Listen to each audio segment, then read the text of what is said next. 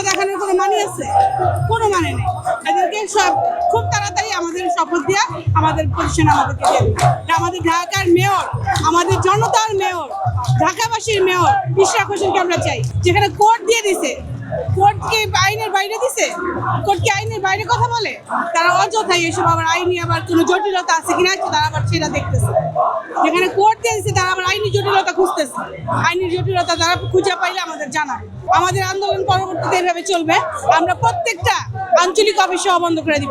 আমরা নগর ভবনের সমস্ত কার্যক্রম বন্ধ করে দিব। যতক্ষণ আমাদের মেয়র আসবে না ততক্ষণ কোনো আন্দোলন, কোনো অফিস খুলবে না, নগর ভবন খুলবে না, কোনো আঞ্চলিক অফিস খুলতে পারবে না।